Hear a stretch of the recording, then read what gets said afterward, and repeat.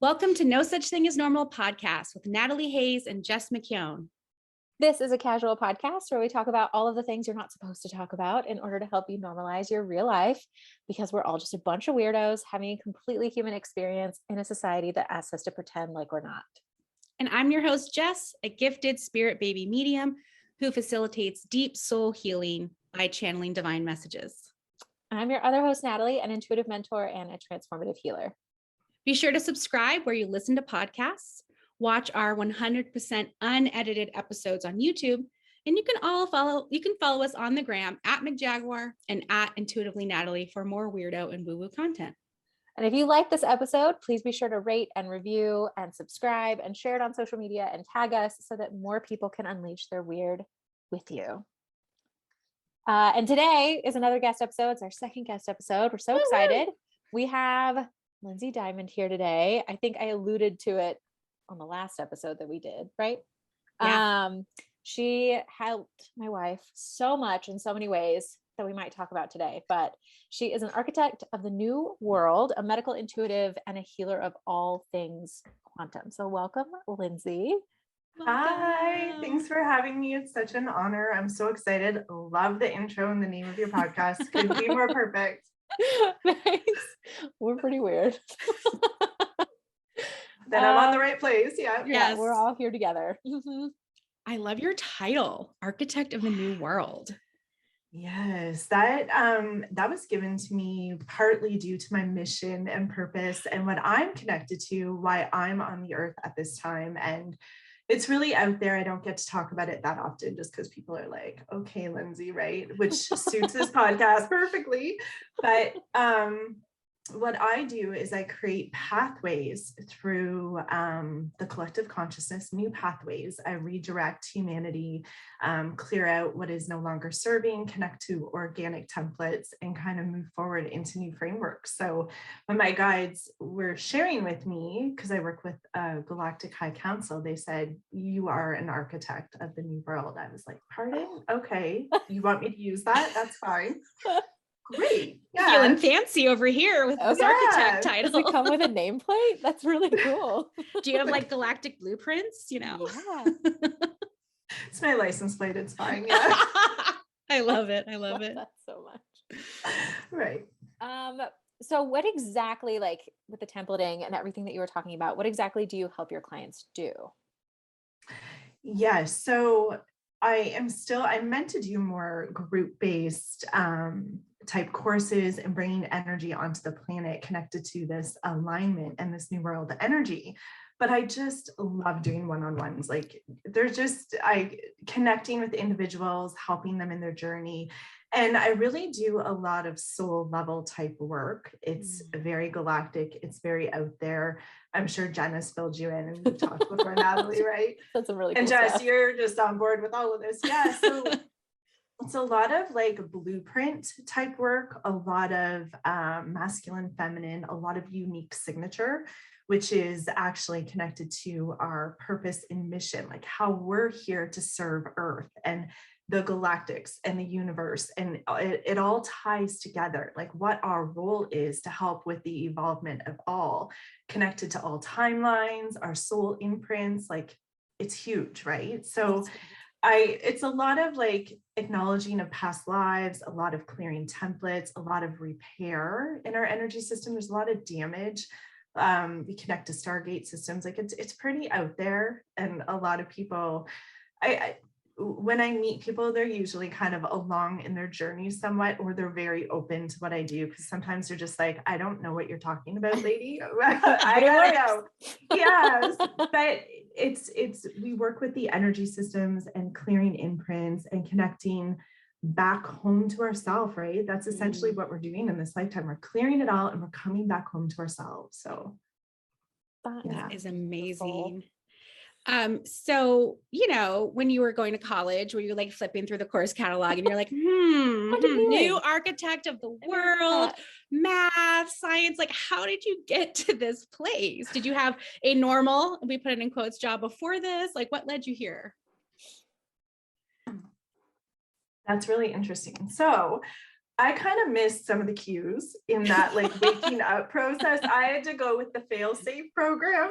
Like there was definitely missing some of the cues. So I call it my journey from trauma to healing, right? There was this long process of acquiring a lot of trauma, working through a lot of trauma, as most of us have, right? That's how we learn how to help serve humanity and help with this paradigm shift. So most of us being light workers have come and immersed ourselves in some sort of deep trauma, and we're all like, why are we doing this? What the heck is the purpose? Yeah, what is happening? Why am I here? Why is this so hard? But I think that in what just came up, a fragmentation that I worked through, I was conscious up until the age of 5. I remembered why I was here. I remember thinking, I can move that bowl of fruit. What is wrong with everyone? Do they not know who I am? Like, it was really funny looking back. Like, I'm born into the wrong family. These people have no idea who I am. They misunderstand everything. They misunderstand who I am. I have chills. My purpose, right? And I knew I was here for something really big. And it's not like egotistically thinking that, you know, you don't know who I am. It's just like, what is wrong with you people, right? Because of the right, you're making it so much harder on yourself. Right, you guys are not really doing the right thing here. You're not really aligned with what we're doing here. Yeah, so there was a lot of trauma and then going unconscious at the age of 5 to self-preserve, and it was part of my mission of connecting back to that framework. So skipping ahead, I did a lot of stuff, a lot of disconnected, connecting to men, you know, that whole leading with my body, trying to, you know, validate who I was outside of myself, trying to find my way, trying to get anything that felt like that void that I had within, right? The disconnect, the trauma. I was really in it. And I really disconnected from myself and did a lot of terrible things, as we all do, right? Working through that. And by the age of 31, I had married a gentleman that I shouldn't have married, right? It looked great on paper, and it was part of the program here on Earth. Yeah.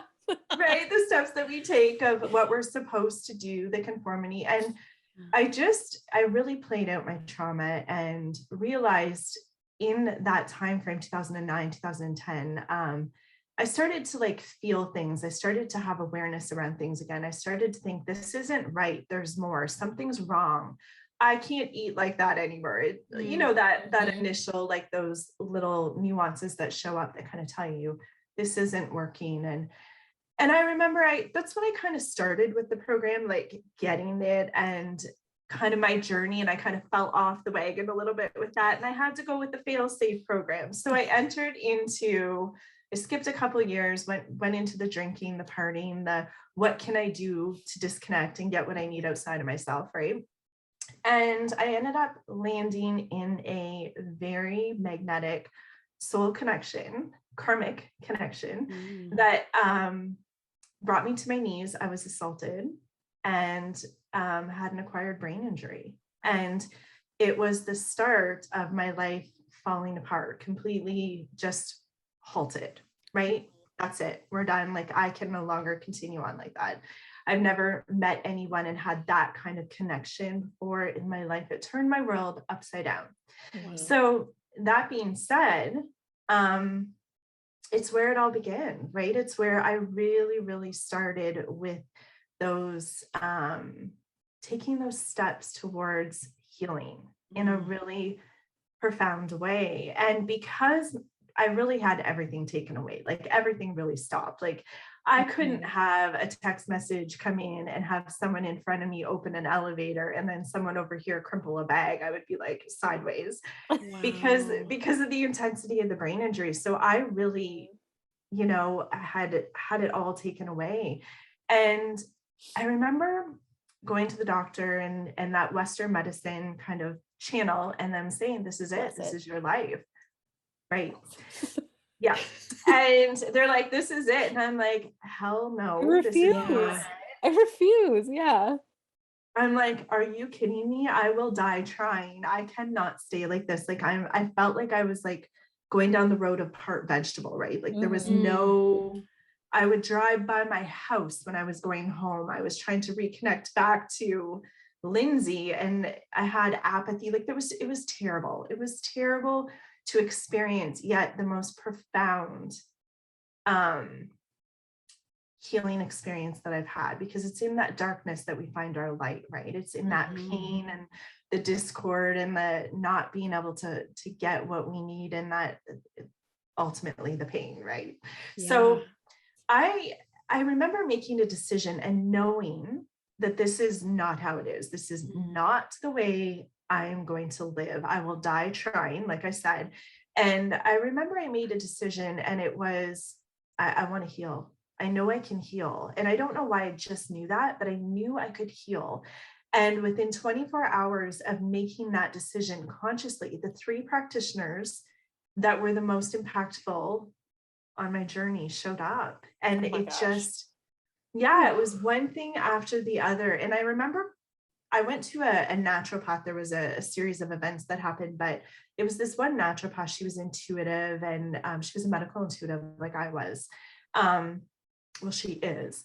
And she took me into this space, and I wasn't connected to spirituality. I didn't know what she was talking about. I'm like, sure, talk to my spirit guide, whatever that is. That sounds good. Like the people here aren't really working out for me. So let's try another channel, right? This is great. So we connected to my spirit guide. And this was when I was in this really abusive relationship. I was very unwell, and there was no way out, right? Like I couldn't get out of it no matter how hard I tried.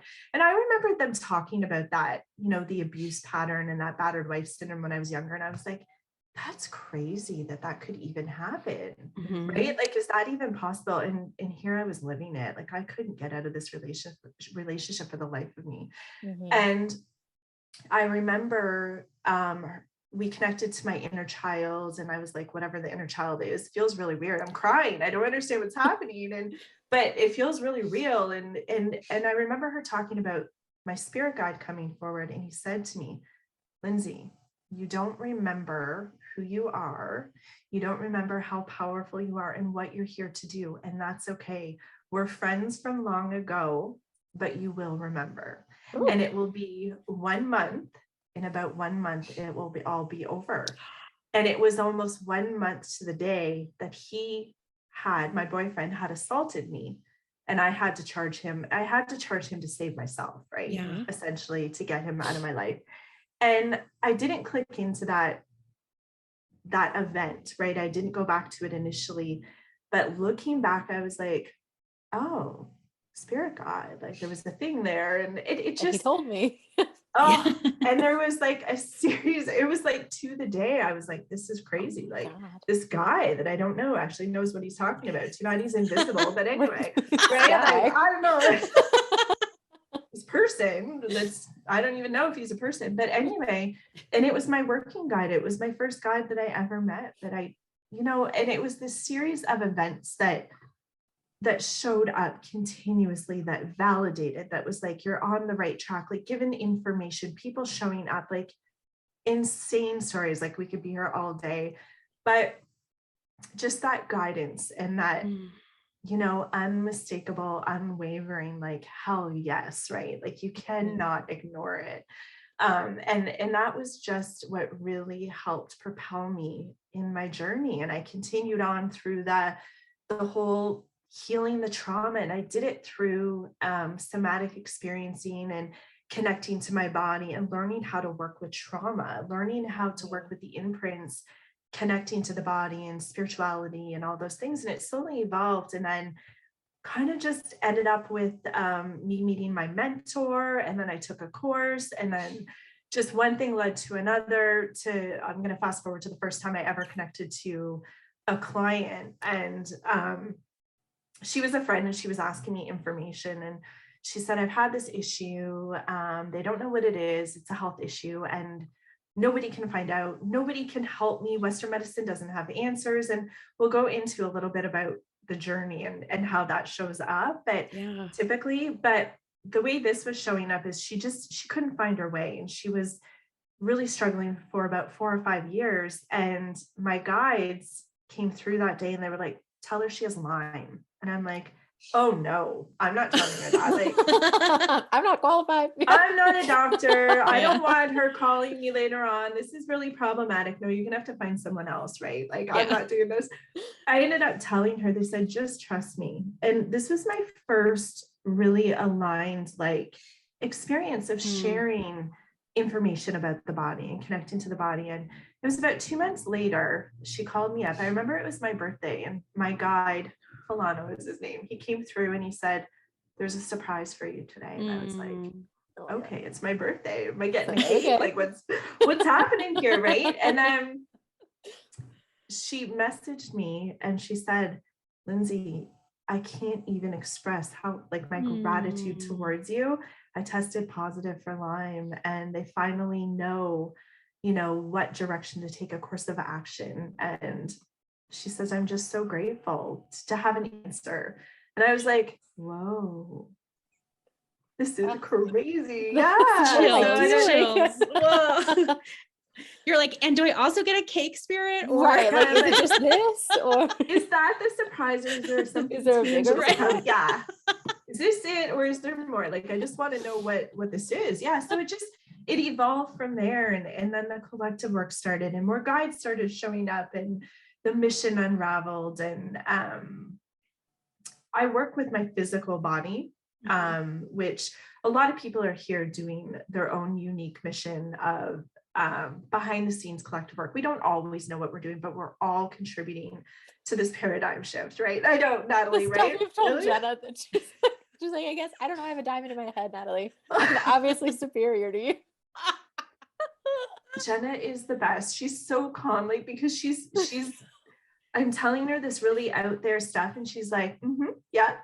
She's just taking it all in. I'm like, are you sure? Like, you're okay with this, Jenna? She's like, yeah, no, I got it. This is great. Yeah, totally fine. Yeah. Wrote it all down. I'll let Natalie know. Give Natalie the 911. Oh my God. She's so funny. Jenna said that we're allowed to share her story. Full permission. Nobody come for me. But she, it's her Saturn return work. Like when she hit, oh God, I think she was 28. She one day randomly, her like lip swelled up, face swelled up. She's never had health issues per se. I think she had like asthma as a kid. But her like face swelled up, her lips swelled up. We were like, that's super weird. Like, what if maybe you ate something weird? Like maybe you have a shellfish allergy or something. She was lactose intolerant, like a little bit in her early 20s. There was the great cream cheese incident of 2015. But that we're better now. Oh my God. Cream cheese is the worst. Oh, well, that's when she found out she was lactose intolerant. That's when I found out I was lactose intolerant. Yes. Oh my God. What a great catalyst, cream cheese. The spiritual healer, cream cheese. So like one day she just woke up and she had like her face was swollen, super weird. It went down. We didn't think much of it. And then like she would just get these random, they're not even hives, they were like welts. They were huge. They would like pop up on her leg, and her whole thigh would be super tight from the swelling. It was like what they call, I guess what they would describe it as in Western medicine is angioedema. It's just like soft tissue swelling of unknown origin. We really don't know what brought it on or anything like that. And me working in Western medicine, both of us really, but I work in the ER. So like I see angioedema, I see how they treat it. And I knew that if we went to the ER or to a Western medicine doctor, like all they were going to do was suppress her immune system, which was not addressing the problem. And that would be forever. That would be her life forever. She would probably never come off of immunosuppressants. We wouldn't be able to travel. She would get sick. It could kill her with your suppressing your immune system. Like they would just put her on long-term steroids, which messes with your skin and you can get diabetes. Like it's just like this downhill effect of Western medicine that we really didn't want to go down. And then we found you, Lyndsay, and I was like, immediately, I'm going to book this for Jenna because her first answer to everything is always no, but then she comes around. I can see that. It's always no. But then I booked it for her, which I don't recommend doing for your partners. And I actually don't allow my clients to do that. But in Jenna's case, I was like, you need this. And I know you're going to say no. So I booked it for her. I think we booked a package, and like, she's worked with you since like, 2018 or 19. it's incredible, the like transformation that has taken place. Like, yes, it's taken time. She doesn't always have these weird hives. They would come and go, mostly in times of stress or full moons or eclipses. They would come up full force because apparently she's doing collective work. So it's like her processing this energy for the collective and all of the other stuff, like her past life that you told her about. She has like this birthmark on her back, and you were like, oh yeah, you got stabbed. And she's like, oh yeah, that lands. Like, that makes a lot of sense. Oh, it's just crazy. And now, like, after working with you for so long, and then I just switched up our supplements on a whim. I think she was a little mineral deficient, so I've got her on minerals now, and like, she never gets one. And if she does get one, they're gone in like 6 to 8 hours, and they're just so random, and they're little. They're not like taking her over her whole life anymore. And like, I just cannot thank you enough. Like, it was so bad. Her throat would almost close. It's happened like 3 times. Yeah, I remember when I first met Jenna, she was just desperate, right? She's like, Yeah. I'll do whatever, like whatever you're gonna say, I'm open. Natalie booked this. No, she wasn't. Someone made me come. Yeah.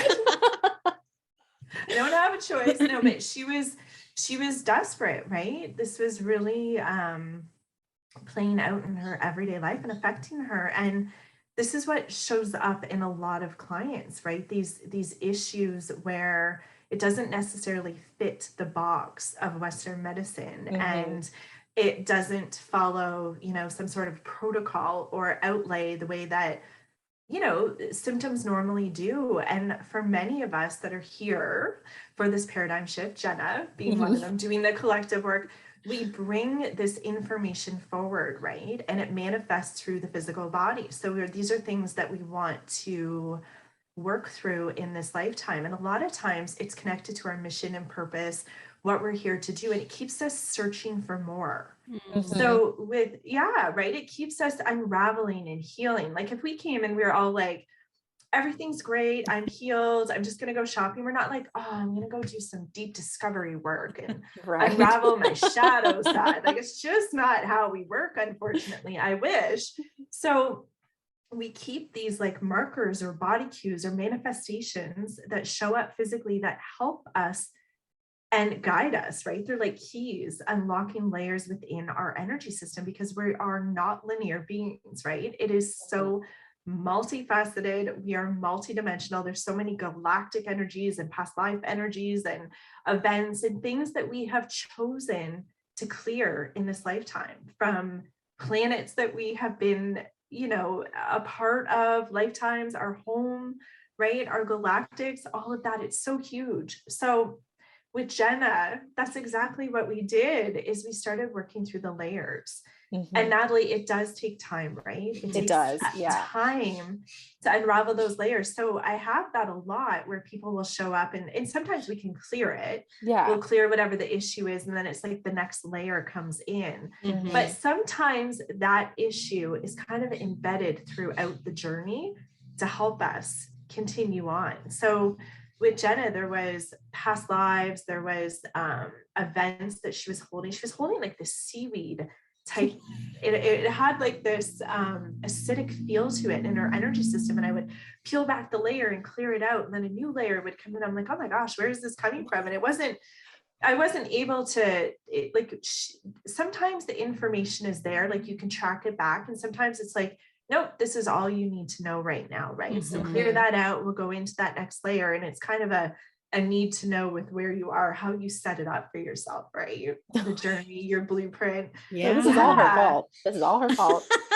I know. She totally just, she asked for all of that. She set that up, right? I asked for this. Yeah. You wanted this, Natalie. Jenna, yeah. But it's really unique, because when we start connecting to these energies, it really opened Jenna up to other avenues of possibility. And, I feel like she would connect it back to you, Natalie, and she would say, oh, well, Natalie does, A, B, and C. And, oh my gosh, I understand why we're together. And it was so amazing. Like, it was so beautiful to watch this unfolding and this opening up and this just neutrality in it. Like Jenna's such a beautiful soul, right? Like she's just so lovely, and she's so calm and cool. And she's like, okay, I think I can get on board with this. Like, I think I can get behind this. Yeah. But the information that came through, we just had to work through the layers. And essentially what we're doing is we're clearing out all that is wanting to be cleared in this lifetime, the energy of wanting to activate, that new energy coming back online, right? Our DNA, connecting back to our multidimensionality and the layers of who we truly are. So Natalie is a perfect Natalie. I'm always calling Jenna Natalie. We're the same. The same. just one word. Yeah. So Jenna had this beautiful unfolding of connecting back to these aspects of herself, right? And what we're doing basically is all these aspects and timelines, right? We're resolving them and alchemizing them so we can converge and kind of come back, narrow in, and release what is no longer needed, right? What we don't need to carry, what's been cleared. And then we just kind of narrow in and come back into our wholeness. So I love working with Jenna. I love that. Yeah. So you kind of bring your clients like back into like a whole, like their whole soul. I've heard that term before, like a whole soul state. Yeah. When we come into this lifetime, the largeness of our energy system doesn't fit, right? So we have to take parts of that and make it unconscious, because we can only hold so much in the conscious state, energetically wise, with the 3D reality of how we exist. And many of us, you guys especially, well, your audience, whoever's listening, a lot of us are not from here. A lot of us have never been here before. Oh, they're not from here. Right? No, our audience is not from here. So we don't know that because we've been I don't want to say use the word program, but we have been imprinted with what it is, memories and information about the planet, around lifetimes, around key events like Jesus being here, or around Lemuria and so on, Atlantis, right? To help us be able to relate to the human race. So a lot of us are not from here. I love that. Yeah. It's really interesting.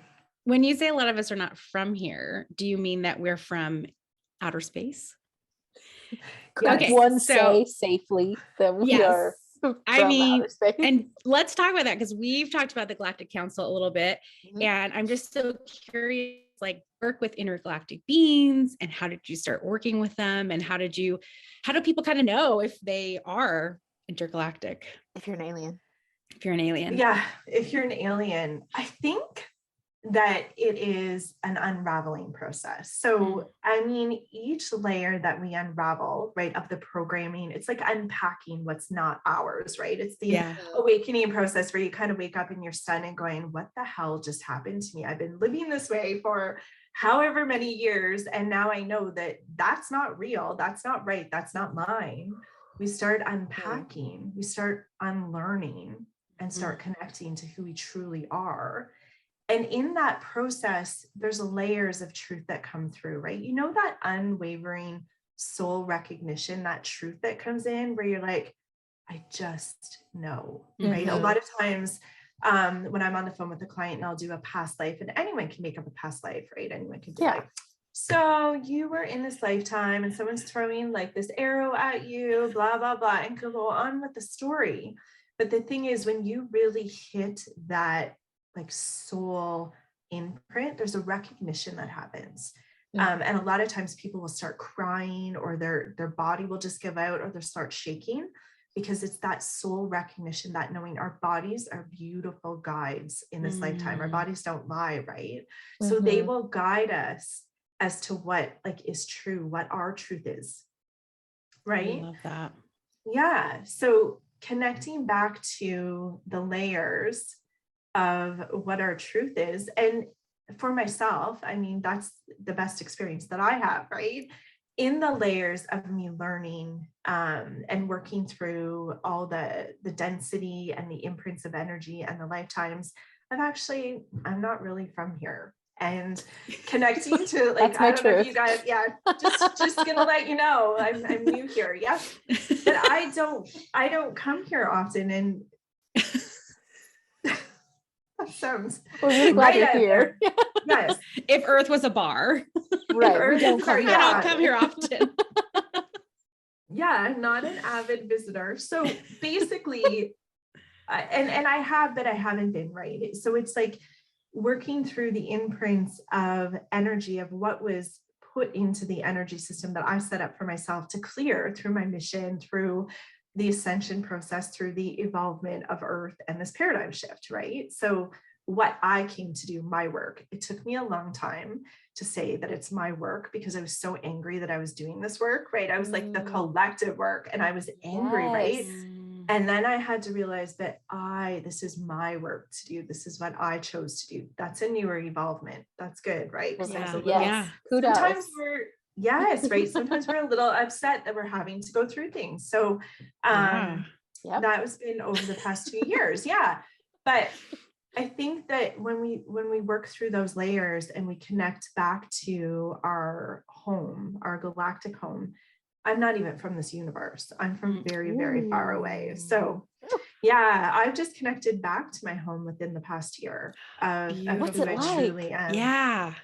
Oh my gosh. I don't want to make you cry. I know when you talk about home, like sometimes you can get really emotional because you miss it. Yes, it was so far away that we had to find a meeting place in the middle. And initially I was seeing the vision of the planet. It looked like some euphoric planet where everything was just like bliss. Like it was the most beautiful place I have ever seen. And as soon as I connected to that, I'm like, I want to go home. I want to go immediately. I want to go home. I want to go home. And I cried and I understood everything landed as to why I have felt like a fish out of water, which we all do, right? Because of where we come from, the largeness of our energy system, the love that we're used to holding. And then we come here and we're like, what is wrong with this planet? Right? What is going on? What is wrong with these people? Right? But it's the programming, it's the paradigm. And I remember thinking, oh my gosh, everything makes sense. Like I understand why I didn't understand, right? I understand why nothing fit. So when I started working with my home, my galactic family, I remember my starseed origin. I remember they would come halfway because it was really intense. Like my head would almost blow up when I would go there. It's very far to travel. So they would meet me halfway. And we started out with, it was like a spaceship, right? And they would put me in this chair to recalibrate stuff. And I'm like, listen, we have to find a new way to do this because I don't really like the chair, right? We had to have this whole conversation. I'm like, I feel like this is like off an alien movie. We've got to switch this up. So we had to relocate the chair to a beach. Right? I'm like, yes. Way better.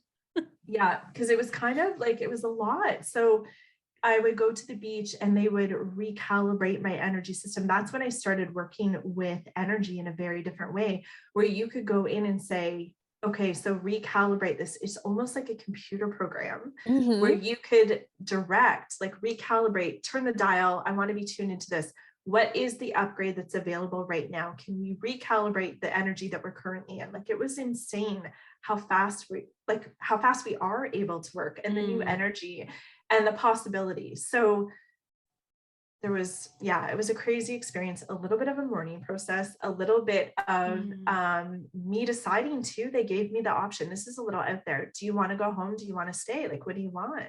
That would make sense with your sovereignty and like free will. Like now that you know what home is, that they would offer you that.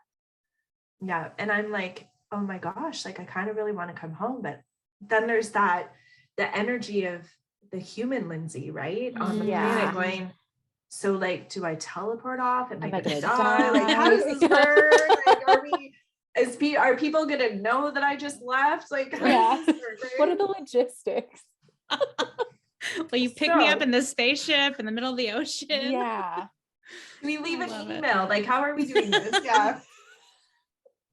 So that's it. What was the point of all of this, right? Like, it's just, especially when we finished up the large collective work that I was doing with the Galactic Council of reinstating all of these inverted energies and teasing them apart, and everything has pretty much been cleared out, right? We're just waiting for this alignment to come in around this, well, they call it the shift or the flash or all kinds of things. It's quite gradual, and we're slowly moving through it. Like, we're seeing crazy changes. Like, do you guys even feel like the same person you were yesterday? Like, it's that fast? No, it's wild. I've heard so much about like this flash coming through. Jess and I, we've talked about it. I think you channeled stuff around the flash, that it's coming and it's building, and I thought it was going to take out the internet. It didn't, surprisingly, unfortunately. Well, right, but there is a lot with these solar flares, these incoming solar flares. That's a part of it. And there's my guys were telling me that it's like a 3-part event, and it's this alignment with the suns, right? The sacred suns, and what's coming in this merging of worlds connected to the 7 sacred planets and the Pleiades, like the 7 sister, like the higher heavens. And it's this merging and coming together. And that's where I work with the solar logos and creating the signature of the new earth. So it's really big. I know it's like really out there and profound and huge. And sometimes I'm like, am I really on this planet? Number one, is this real? Like, sometimes my boyfriend is like, I don't know what you're talking about. Like, right. It's just a lot, right? It's very out there. This is the perfect podcast. Anyway. For this. Oh my gosh. So this whole energy of the shift coming in, exactly like how we're talking about the flash, there is that element in that final like piece where we come back online and we remember, and that makes me want to puke. What is that? That's like a wave of nausea come up.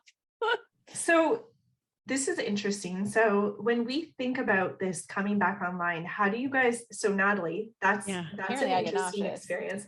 Right. But just how do you feel? Like, just the thought of it, what does that feel like for you? For me, it's always just feel like be prepared, because they're going to need stuff. And like, this is why we need to create these courses and places and groups and events, because when everybody wakes up, they're going to need immediate services, almost like ER services, but in the spiritual realm. And so even though we don't see it, the uptake yet, when everybody wakes up, like, I know that I'm here to be like a helper of like, okay, here we go. Here's your stuff. Here are resources. It's okay. You're okay. That's what I feel like. It's just like, oh, be prepared. But I'm excited. I'm kind of a little bit eager. Like, I want to just be like, wake up, everybody. Let's have it right now. Let's do the flash now. Like, stop hitting snooze. Let's do it. Right. Let's go. There's a crazy excitement, but there is an element of memory where we have done this before and it didn't really work out, but this time it is working out. Right. So it's interesting, Natalie, that you're feeling that, because a lot of us have that memory. And for myself too, I'm like, there's something coming up that I'm like just not happy about. Like, it failed. It's like this, are we doing this again? And my guys just said, you've done this before. I'm like, then why are we doing this again? It's like, well, isn't that the definition of insanity? So let's do it again. I think there's a couple times in there, but but I exactly like what you're saying, Jess, when this happens, when we come back online and this huge awakening happens and humanity wakes up, right? There is no other way. Like, you're either going or we're not, right? So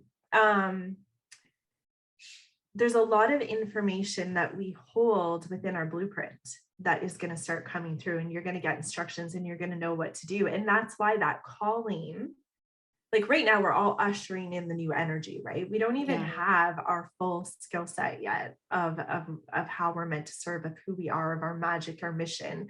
And that's part of the course that I was talking about before. Soul Print is activating that energy within, right? Connected to our blueprint. We're not here to adopt another methodology or be anyone else other than what we hold within us. We really do have it all. And when we are able to clear out, there's a lot of disconnect in the soul signature, the monadic soul structure and our, oh my gosh, I'm having a thing. Our unique signature. Wow. Yeah, I think I left the planet again. But came back. Right. So there's this big disconnect that exists between the monadic soul structure and our signature that we hold, right? Of how we're here to serve, of the evolvement of the planet, of our soul evolvement. And what ends up happening is it's the damage of where we have been. So there's a lot of people walking around going, I'm here for something big, but I don't know what that is. I can't connect to it. I don't know what that is. So that's what part of my mission is with Soulprint, is clearing out, reconnecting the big acknowledgements, and then bringing forward those energies, the activations of what they are wanting to work with, of how they're meant to serve on this planet, and kind of that map, right? Of, okay, so this is that next step, right? Like facing you in the direction that you're meant to be, opening up that pathway, because we're all being called, right? We need to prepare and get ready as these instructions start coming in. It's very exciting. That's so exciting. I have chills. So good. Okay, a segue. What is your relationship with Jesus? Oh, I'm so excited. I know. He's one of my guides, Lyndsay. Yeah. Jasper. He's one of your guides? One of my, and is Mary Magdalene. Oh. And he's hilarious for me. He's funny. I love him so much. He's so funny. Yeah. He's so funny. Yeah. He's always referring to himself. Yeah, he is. He's a hilarious guy, right? Like we are like, oh my gosh, Jesus, right? He's like, I'm just a dude. Yeah. Like, get over it. Totally. Just a dude. Yeah. So I have been in many lifetimes with Jesus. And we've been together in many lifetimes. We're actually from the same school. Yeah. You swiped right, he swiped right, whatever it is.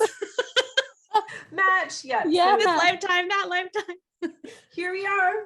And it's really funny because when Jesus came in, the first time I ever met him, I remember talking to my mentor and telling her, listen, I know that I've been intimate with this guy before, and I don't know if that's normal. Like, I think I've had sex with Jesus. Like, what is going on? Right. So I was like mortified. And when when we first connected, it was this really intense, romantic connection, and like a rekindling and a recognition. And I was like, I don't know if you have the right person. Like, I don't know what's happening here.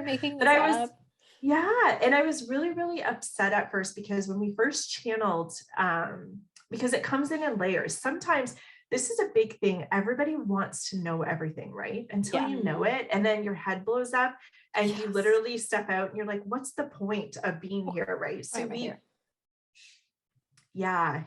really have to take these in stride, right? Like we have to get that information in pieces, or it's too much. It kind of blows us up. So initially it was when my mentor Lori was, exploring my relationship with Jesus. It's like, oh, when you guys were in past lives together, he would ride through town and you would bed him and blah, blah, blah. And I'm like, what? No, I wouldn't. I'm not like that. Like, I was so mad. I was like, no, I know that there's more there, right? So it was this big unfolding until we came back into the energy of not around the story, but around the other lifetimes of where I am with Jesus, the unfolding, all the work that I've done with him and what I'm connected to. I never talk about this. It's from actually a fragmented aspect of my soul that is gone, but there was a part of me that was connected to Mary Magdalene as well. And we all hold imprints of that, like the people who are of that bloodline or DNA structure, right? A lot of us are part of that bloodline. And I hold part of Mary Magdalene's DNA structure. But some people I've had healers have told me that Jesus, your twin flame, he's your twin flame, and but it's not that. It's like a soul. How did they describe it? A soul flame or an interconnectedness? But I don't talk about that stuff. So when Jesus, I don't ever share this or talk about it. You don't talk about Jesus. Sorry to call you out.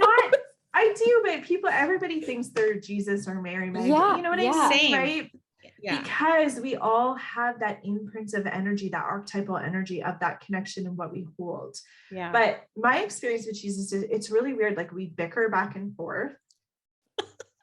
I love it. Like a couple, I'm like, yeah. And I'm like, no. He's like, yeah, I'm not doing that. He's like, yeah, you are. You know, we're gonna, you know, sit down and talk about this.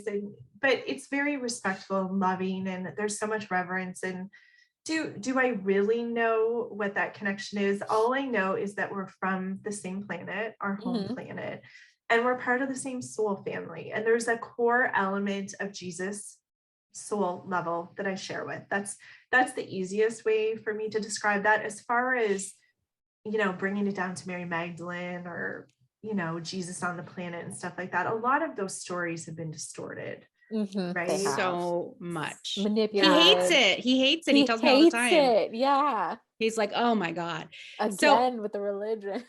So how he shows up for me with the spirit babies is when people have lost faith. And he asked me to reconnect them back to faith. They don't have to be reconnected back to religion or him, because a lot of people have a very bad experience with religion.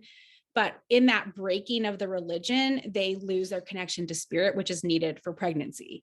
And so he will come in with people who have either had very traumatic religious upbringings, and he just asks them to come back or to reconnect. And it's just really beautiful. And he is so very matter of fact. And he's even just like, they don't have to reconnect to me. Even they don't have to believe in me. I just want them to, and I will like literally like plug them back into source. It's just, and the first time I saw him, I was doing mirror work, and I was like who do I? Yeah. And I was like, I saw myself as Jesus, and I was like, okay, Jessica, like somebody thinks a lot of themselves, you know? I was like, okay. And then I kept getting all these Catholic saints and guides, and I was just like, okay, I'm paying attention. So, and it comes from my grandfather, who is a minister. So he's passed on the relationship to me, I found out. Yeah. Because I was like, I am not religious at all. I mean, Jesus, you're cool, but like, can I get a goddess? You know? Right. Because many of us were pushed out of that, you know, religious paradigm, and we're like, hell no. And then, I know, I remember I couldn't even refer to God for the longest time. Coming back to spirituality, I was universal oneness or universal energy. And it took me a really long time. And then Mary Magdalene showed up, and then Mother Mary, I was like, I don't know if you guys have the right person, because I'm disconnected. Like, I'm not doing the Bible stuff. Right. Yeah. That's when I knew it was actually like real, that I didn't like make it up or choose it. And like, whenever I do healing, they're always like, the healing light of God, the healing light of God. I'm like, okay, you guys, that's a little intense. And then they're like, the healing light of God. They're like, just say it. And I'm like, okay. But it's like, so, it's so intense. Yeah. I'm like, okay, you guys. Yes, the healing light of God. But yeah, it was same thing for me. It was just, and now it's just so comfortable for me, and I can talk about it because of the relationship. But yeah, it was very startling at first. It is, because of the programming around it. And that's why I really stay away from like the story here. Like, I'll never forget the time Jesus kicked the Bible off the table. He's like, no more. And when we resolved the lifetimes of the energy, like I did a lot of work around liberating and clearing templates around religion and Jesus specifically. When I first, this is really cool. When I first met Jesus, you talking about the mirror, really interesting. But I was in meditation, and I found him in a jail cell full of density. He had like smoke coming out of him, which was just like a metaphor, right? Yeah. And I was like, what is happening? And it was the very beginning. It was just symbolic of the kind of the hijacking of that energy of the story, right? Yes. And the imprints of energy. So I worked with him for years on clearing those templates. And but those stories, I always thought that I would be writing a book around his life and his experience because of how much time we spent together. And he was like, I don't ever want to talk about that story again. Like, that story's done. I'm done with the book. And he's like, I'm done with that story. He's like, we're creating a new story. Like, you don't need to worry about that story.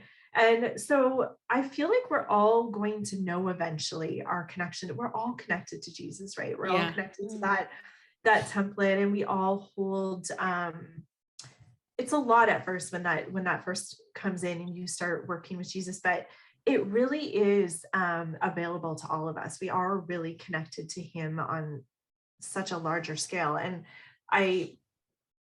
so I stay away from that story of who I am and what I'm connected to. And also because it allows people to, who here has put someone on the pedestal in the healing community, right? Where we're like, oh, right? Yes. I'm not good enough. I would never know. And that's why Jesus is so neutral and accepting and loving, right? So He's like accessible. Yeah. So I really stay away from sharing some of those intimate stories in relationship, because I don't ever want anyone to think like not one of us is better than the other. We're all here from different energies and different walks of life, and galactics, right? Different aliens, different planets, whatever you want to call it. Different universes.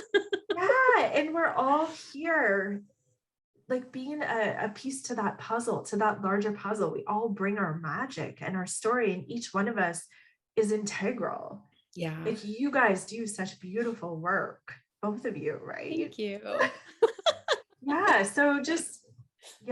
So I think that's the most important thing with Jesus. And he would never, whenever you put him on a pedestal, he's like, oh gosh, that's not me. Yeah. You're not putting he's me so on humble. Yeah. He's like, no, we're not doing that. Yeah. We're all, we're all Christed selves within. Like we all hold that energy. Yeah. And all that consciousness. Yeah. What about, your guides, right? So you've mentioned that you've worked with them. You've mentioned that you've met them as more of them have come along. Like, can you tell us a little bit about that? I think that's probably like the hottest topic. People like want to know their guides. Like, who are they? How can I hear them? And maybe even just a little bit about how you receive the information and maybe how you've tended to that to receive more. Because I think a lot of people want to know, like, how do I develop that relationship with my guide? Mm-hmm. Or right. All the guides. Yeah, because we have so many. And that's, you're right. Everybody wants to know. And the first thing that I want to share, just because I feel like there's so much intimidation or again, putting that in that pedestal. Oh my gosh, you can access that. We all have access to everybody. It is our birthright. Like it's who we are essentially. So, and I really struggled in the beginning. I always love to share this because everybody's like, oh my gosh, it's so easy for you. I'm like, are you kidding me? I had to take a course to learn how to connect. And because I connected in a unique way around the collective work that I do, so I get like imprints of information. I don't hear my gut, like I do a little bit, but it comes in like this concept, and it's like a vision. It's like here, like I can hear it, I can see it. It's all encompassing. I feel it in my body. So for many people, they think there's something wrong with them if they don't receive information in a particular way, right? Yeah. Well, wait a minute, I don't hear my guide. I don't see my guide. I don't know what's being conveyed to me. And it's not black and white like that. So in our blueprint, we all have a way of how we are wanting to communicate with the higher aspects of ourselves. And yes, and I do believe not everyone wants to work with spirit guides. Yeah. It's choice. Why not? You have free will. No, don't check that box next lifetime, man.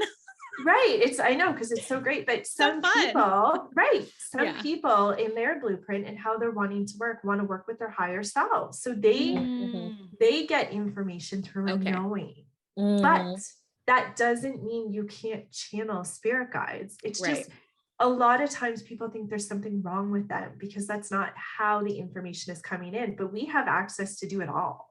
You know how we have these categories of mediumship and intuitive? Yeah. We can do it all.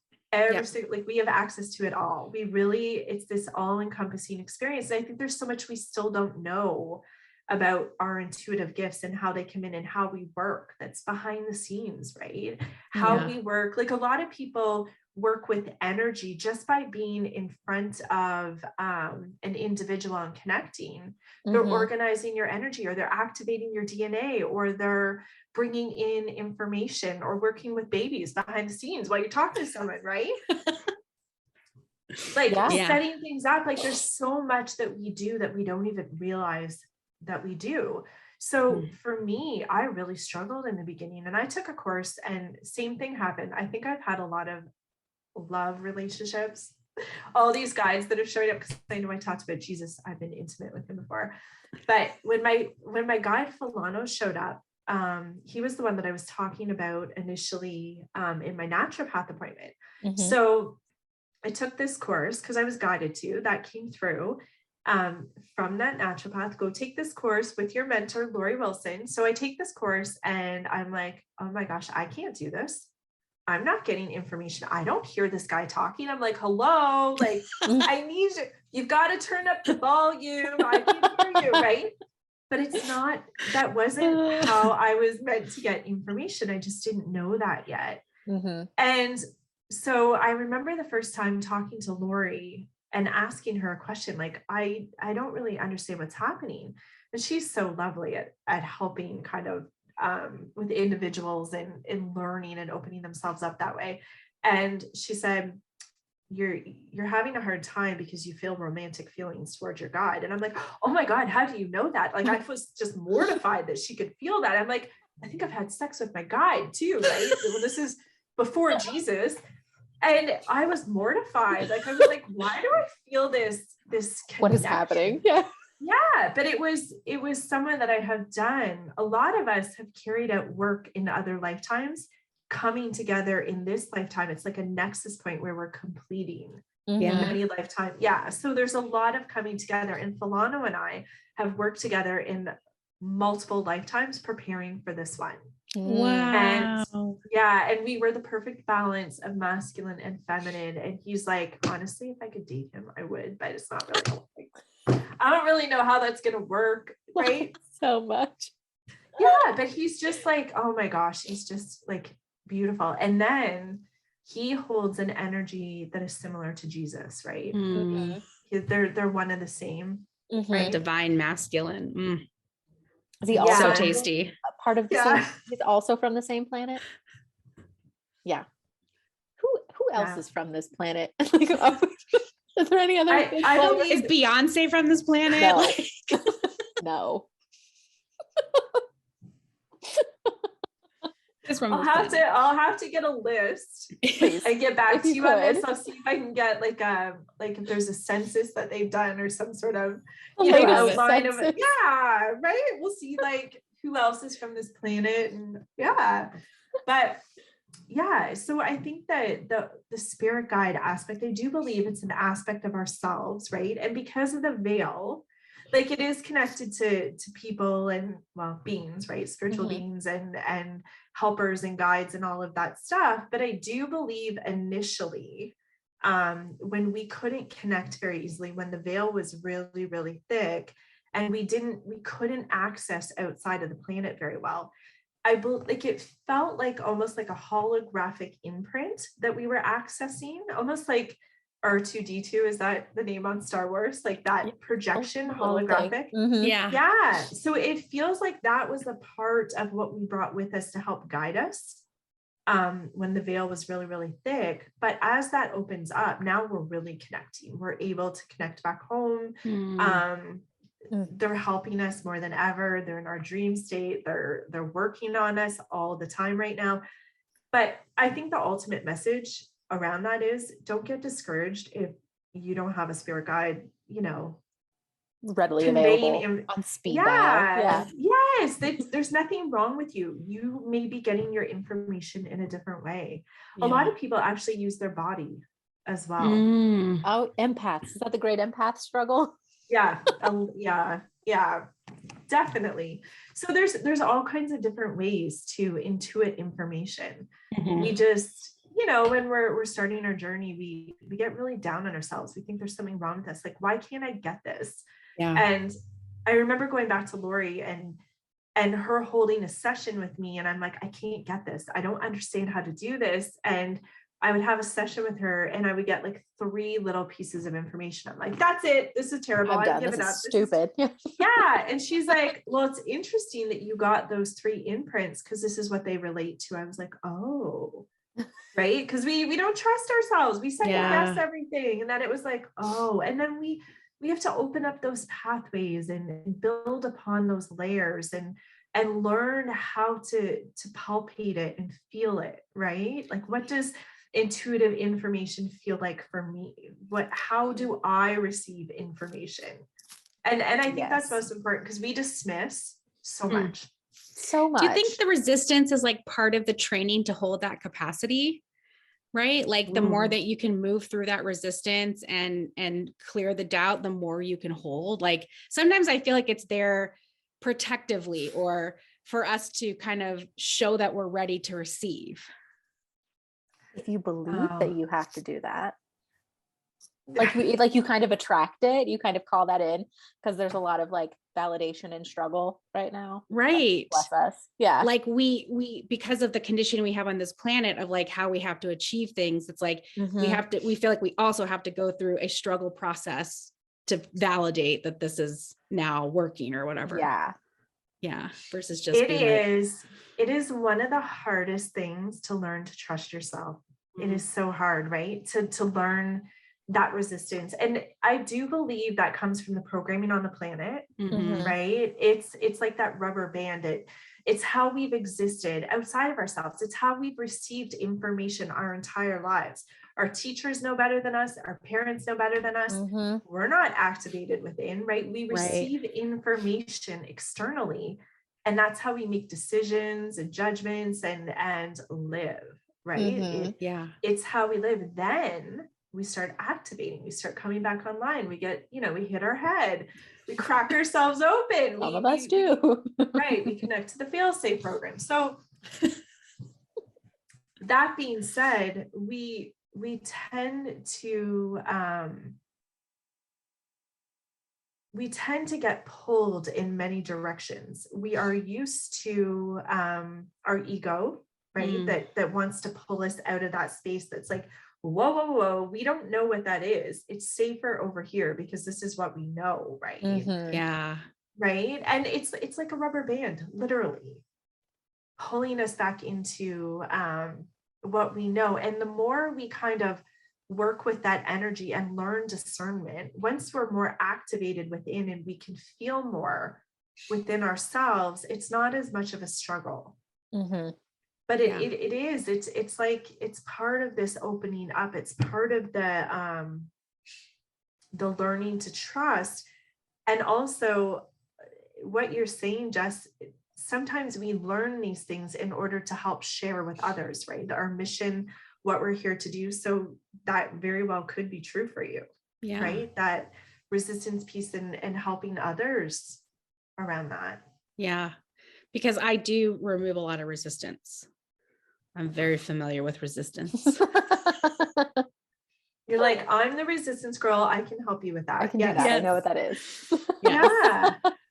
Because I literally feel it in my body, and then I stay with the energy until it moves because it's so uncomfortable. And I'm like, oh, I gotta get this out. And when they have their aha, the energy shifts for me, and I'm like, oh my God, so much better. So much better. So much better. Yeah. So you work with your body too. Very much. Yeah. Because when people say things, like you can really feel like where that energy is in the body and how it could be manifesting in other ways and other blocks. And it just, it's people have so much going on in their bodies, and it's such a great like thing to tune into and get information from. It does not lie. It does not lie. No. Yeah. As the ultimate truth teller.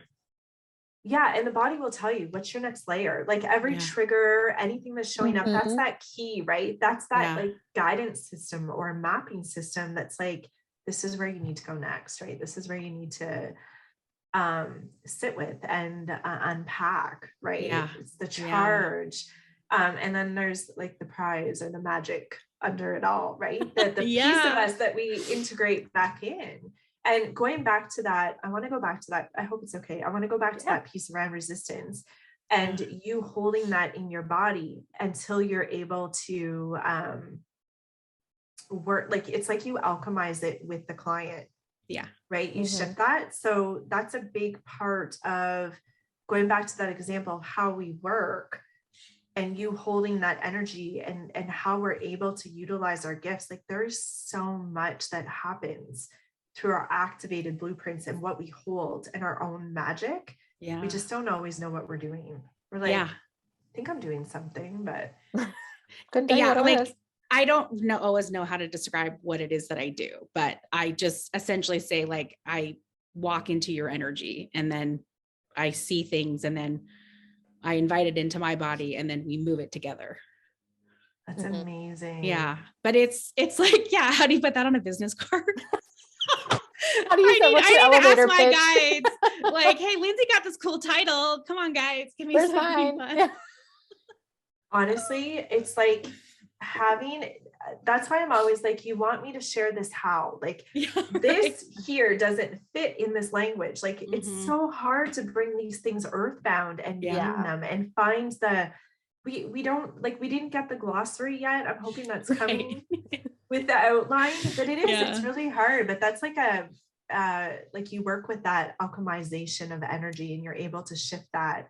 You also, this is like coming in around the DNA. Do you know that you work with DNA? Not really. You work with babies. That's literally DNA. Is that DNA? Okay. Yeah. And Jesus is one of the biggest things that he works with is that portal of the babies. Like the new soul. Yeah. Yeah. He does a lot around that. The portal. The portal. That's fun. That's cool. Liaison. I mean, this, like, I never knew spirit babies existed until my awakening. I was just like, and I, for 6 months was like, what do I do with this? You know, like, and then opportunities were presented for healing and they were phenomenal. And I was like, okay, I guess this is what I'm doing. And I had resistance too.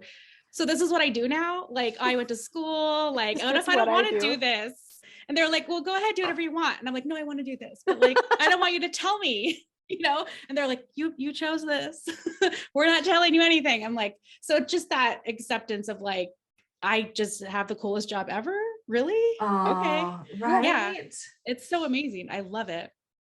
Some days, most days. I mean, it's on the hard days when there's loss, that's hard, you know, and seeing those things in my email and holding space for the loss. But because I know the full cycle of what happens, I'm a little bit more okay with it. But it's just, it's hard for the earth selves. That's the earth self part is the hardest to just be like, that sucks, you know? Yeah. That does suck. Yeah. Yeah. But that's beautiful getting to work with that, you know, core creation and that new energy coming in. It's really beautiful. It is. I have a question around that. Do you find that the energy around that is changing 100 lately? Every single baby is like, you guys have to do your work. You have to wake up. You have to, we're not coming because they don't want to pick up anything that's old and outdated. And there's so much old and outdated and so much is crumbling and they're coming in to rebuild, but they're like, no, we're not picking up alcoholism anymore in our family. We're not picking up abuse. No, you guys handle that now. And so, yeah. Wow. And so as long as the parents are showing that momentum towards their own healing and their awakening, they will come in. But some of them are very strict on that. You know, there's all different kinds of babies that come in for different reasons, but those star seeds, light workers, those big bright ones, they're very adamant. Yeah. Ooh, I love that. But it's cool because like they expect every single doctor to be also intuitive and they expect every single person to also be tapped into their magic and gifts, right? Like they want the functionality of both, which I cannot wait to see. So excited. I know. And that's where we're going, right? Yeah. I do work with I meet a lot of children who have set like the same kind of children, right? Same kind of babies coming in and these beautiful kids who are so bright, who are doing this crazy collective work behind the scenes, right? And shifting the planet and working through so much, and they struggle so much because there's so much lack of understanding. And a lot of them end up with from certain elements and things that have been put in their body and how pure they are and how it doesn't work with their system. And I meet a lot of these kids and the parents are just like, I don't know what to do anymore. And it tends to fall under a diagnosis of pandas. I have heard that come up so much lately. Say it again. Pandas. I don't know what it stands for. It's an acronym, but I was like the cute bear. Okay. No, not cute. Less cute. Not cute bear. No, not cute. Okay. I need to look this up now. I've heard that a lot. And I like when I first initially heard that term, somebody like a Facebook friend, like their kid has pandas or they've been diagnosed. And I'm like, there's nothing wrong with your kid. They're just unsupported. Like that was the first, like, there's nothing wrong with your kid. It's just like the system doesn't support who they actually are. So like, this is the coping. This is them coping. This is the box. Yeah, it's really funny. I'm going to share the story. This cracks me up. I have a girlfriend who she is a little girl, and you know, they're very like, they're not really awake. She's starting to wake up, but they're very connected to like sports and everyday life and their job and the 9 to 5 and, you know, socializing and the purse and, you know, all the not that it's great to have a nice purse, but you know what I mean? Yeah, I'm into the purse. So anyway, I remember her saying to me, there's something wrong with my child. And she's kind of like, she didn't realize what she was saying, but she's like, she reminds me of you. She's really weird. And I was like, am I offended? Like, because she doesn't understand, right? And she's like, she's outside, she's on her swing, she's talking to I don't know who, and she's having all these experiences and she has anxiety and like, what is wrong with her? And I'm like, but maybe there's something wrong with you guys that you're like, I'm trying to bring in her. Right. I'm like, she's great, right? But no, and not that there's anything wrong at all, but we really had to sit and allow, you know, a new experience. Like maybe what you, just because you don't know, you know, very much about, you know, this child's experience and what she's doing, but maybe that's okay. It's okay to have a different kind of experience than what you know, and just allowing an acceptance, because it was almost like this resistance, just this pushing away, this like, you can't be here if you're not like us, right? Just the societal norm, what many of us have gone through as intuitives and empaths and feeling like we don't belong, right? And cue anxiety, cue all those symptoms. If you are not being accepted for who you are, they can sense that already. And they're going to create symptoms that draw in attention for them to be cared for. So it's like when you're witnessing that, and I'm like, oh my gosh, this child's so special and beautiful, and like I can see what she's doing out there on the swing. She has a whole team around her and blah blah blah. She's coordinating. I'm like, are you kidding me? She's having a meeting. How do you not know that? But and my poor friends are just like, she's kind of weird. She kind of reminds me of you. I'm like, I get it. That I'm not gonna be offended. It's okay that you just said that to me. That's fine. I understand. All good. Yeah, but it's just this really big black and white container, and it's really hard for these kids who, and that's not happening anymore, exactly like what you're saying, because they're being born into to more the container, so they have the proper container to help evolve and grow the way that they're meant to be and what we're moving into. But it's just so disheartening to see all these kids who feel like there's literally something wrong with them and they're rejected by society just because they don't fit into these containers. And pandas shows up as this very almost like a haywire nervous system with all kinds of things like overstimulation, and it shows up as rage and anger and all kinds of excess or just like a lot of intensity in the emotions. And there's too much out of balance, and we can work with those kids. I had a child that I remember my girlfriend had a child who had pandas, and it had been 6 months before they had, over the span of 6 months, they hadn't seen their real child in that time frame, right? Because he was just so immersed in all the intensity. And what ended up happening is when she came to me, she says, I don't know what else to do. My guide said to her, it's going to take 10 sessions before we actually see a shift in the nervous system. And this is when like I was kind of first starting out, but it was 10 sessions before this child started to emanate aspects of who he really was. And then they would have hours of their child back And then there would be days, and then there would be weeks, right? Oh, chills. Me too.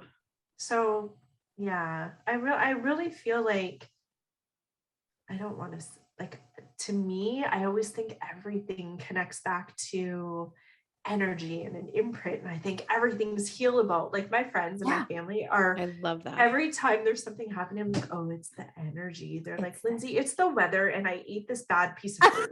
Okay. No, it's I'm the like, energy. oh, no. I'm like, no, the solar flares are coming in. Yes. And then like, you're feeling the flares. Like, oh yeah, you're having an upgrade. And everybody's like, okay, Lyndsay, yeah. Yeah. But right. All the time. I think illnesses are an upgrade. Like illnesses is like just kind of unalignment or dysregulation, Jess, in your body that like this virus or whatever this illness is trying to upgrade you to. We're trying to get you there through this healing process. Yeah. When I work with a lot of, I love that you're bringing this up. It's like one of my most favorite topics, because we're so programmed to think that viruses are bad and we don't have the capacity to heal in our bodies, and like our bodies don't do what we want, and there's something wrong with us. And when you tune into a virus, like when you track it back to its origin, which is usually not on the planet, we're usually way out there. It's like this energy of light of trying to help us, right? Like of the truth of where it comes from. So a lot of times, exactly like what you're saying, it's usually an upgrade or an activation. And I just had, you know what? Yes. Right. When my guides told me, oh yeah, I just had Ebola. Yep. But I didn't even think that was an issue. But the week before, in my healing session, my guide said to me, you're going to go through a lot of detoxing. You have a lot of detoxing to do in the upgrade that you're going to go through. It's like a rite of passage, right? So I had this experience, and most of it was clearing a lot of collective and masculine, and always connected to the feminine and the masculine. Sorry, I didn't say that properly. Feminine and masculine, because that's where the disconnect originates from, right? That's where the separation is. Right? It's that unification that brings us back into one, and the oneness with all, the wholeness of what we're working towards. So when I went through this process, I'll just describe it to you the way my guides were showing it to me. It was the figure 8. And the one side was what they called the contagion, right? Which had all the agendas, all the imbalances, all the things that were not of truth. Like we're talking plagues, hemorrhagic fever, like things that are really old, and a lot of them not organically made, like they've been manufactured, right? They're inorganic. And then on the other side of that figure 8 is our original selves, right? The way we are meant to exist. And this is what humanity is going through right now.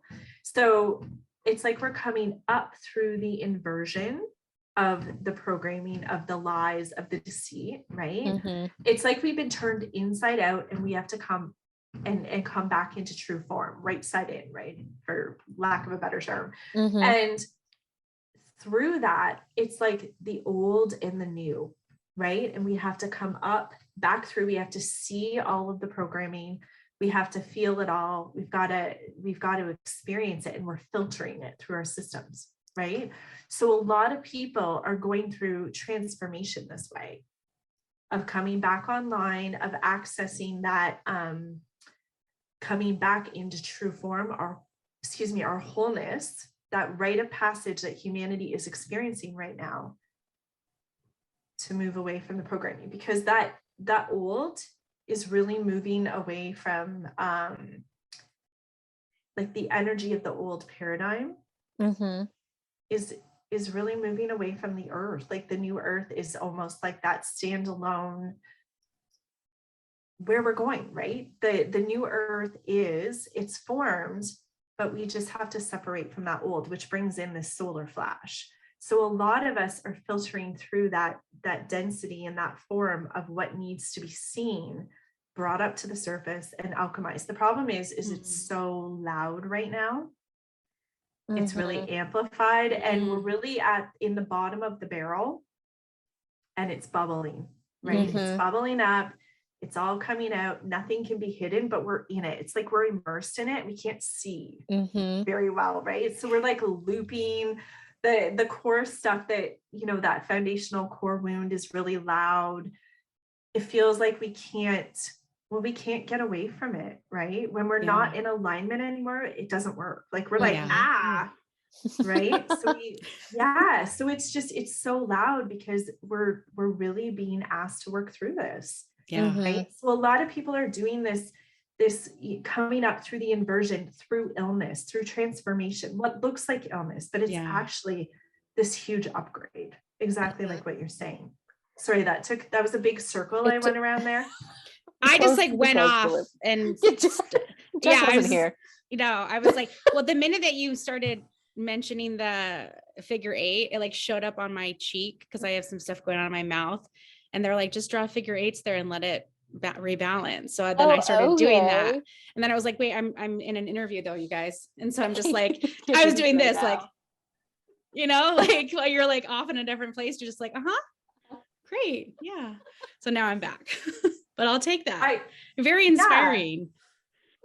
I think I might have gone somewhere too. It's fine, but that's what happens, right? There's so much information. It's like, Lyndsay, stay in this little space and just give that information. But it's so hard because it's like there's so much. Yeah, that's why I'm like, can someone bring me back to Earth, right? Back to where we are. Just tell me it's fine. Yeah, we're back. Do you feel like all of the like fear and anger that's starting to like rise to the surface, do you feel like that is just a collective like cognitive dissonance that's happening? It's like your conditioning is butting up against your truth, essentially. Yes. We're clearing fear off the planet right now. We're really clearing fear, like the falsehoods of what has been. That there's a really big shift happening around the feminine holding responsibility. There's a lot of resolve happening between the masculine and feminine, and it connects to the sword of light, which essentially is that symbolic sword that has been held in between the masculine and feminine, the separation of it all. But it's the lies, it's the conditioning, it's what we have in the dissension, in the fall of humanity, when we fell in Atlantean times, especially, and when we went into unconscious aspects of ourselves, and that separation really set in. There was a lot of things that, a lot of responsibility, a lot of masculine, feminine roles, right? A lot of this is how it's supposed to be, and the patriarchy, right? Which is really, if you go back to Adam and Eve, see, okay, you guys have to keep me here because I'm going to try to stay focused on this one point, because there's a million things that this ties into, but it really ties into the masculine, like the blinders, right? So they really did not have access to who they were. There was like this, to summarize it, essentially these blinders, and they couldn't see beyond that. And they were very conditioned. Whereas the feminine didn't have a role in society. You were either the mother or the prostitute. You weren't just revered as the divine feminine, right? So we're coming back into claiming that throne again as just the divine feminine, but also the sword. The sword is a really big energy representing power, right? And the feminine, we have done our own role of wanting to feel safe and this expectation, and feeling as though the lie, it's actually a lie. We're really telling the truth around this power and giving this power to the men, to the masculine behind the scenes, and feeling as though we needed them to protect us when that's not really true.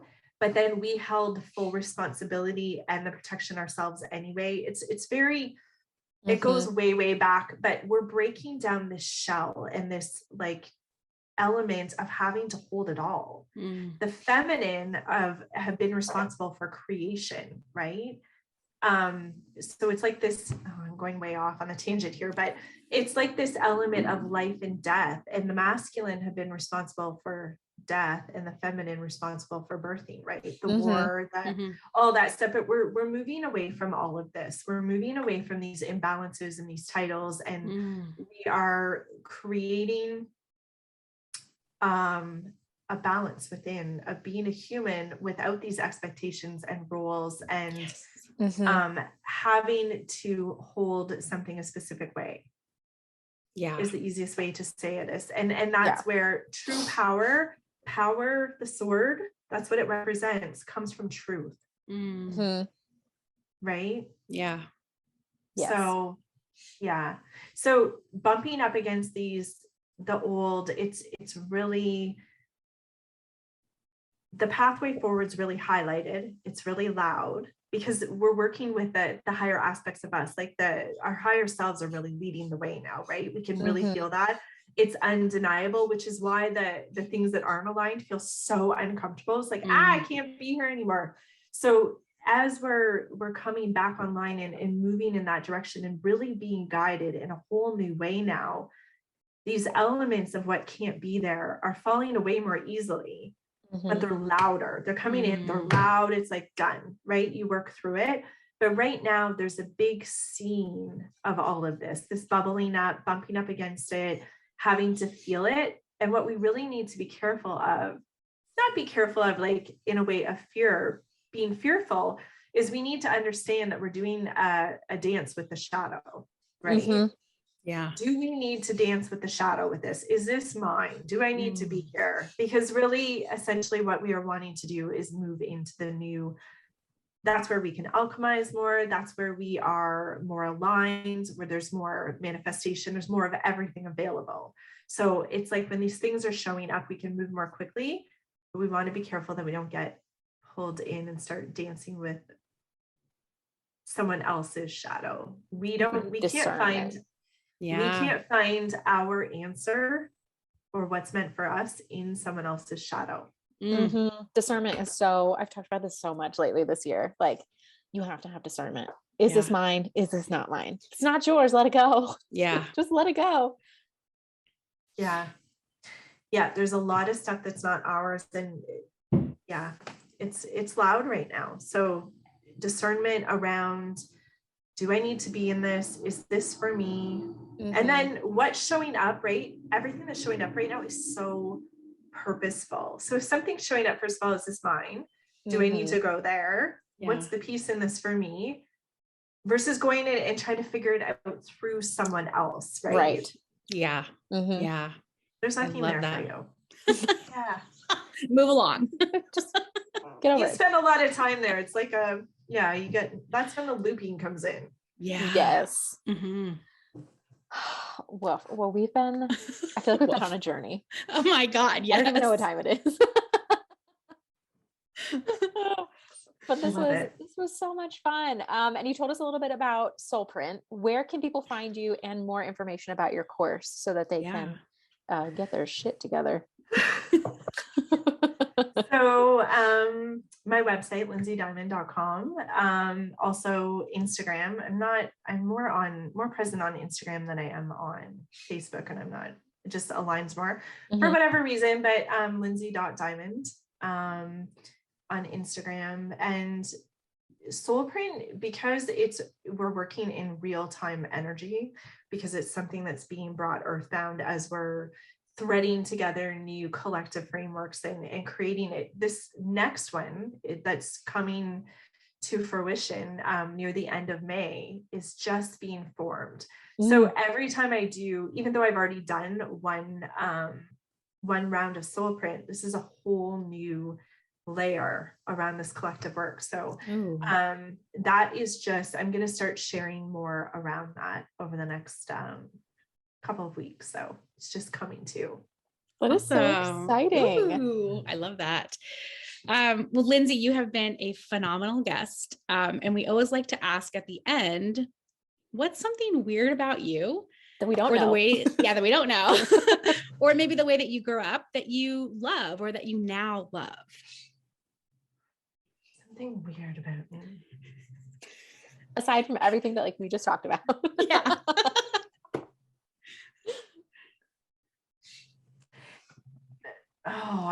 this is something that you probably could have guessed. I always thought my entire life I was an extrovert, when I was living out my unconscious life, but I actually am one of the most awkward. I'm so awkward with people. Like, I'm really weird.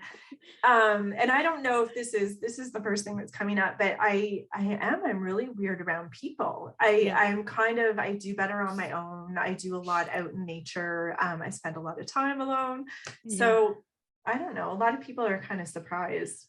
Yeah. Or maybe not, but yeah, I really kind of spend a lot of time with just me. Yeah. And you love that, right? Same. Yeah. I do. Yeah. I do. It takes a while in the process because we're really conditioned to be around people and but I would say that that's something that people don't generally would know. I don't know. Maybe you guys are like, she's kind of like weird and in the best possible way.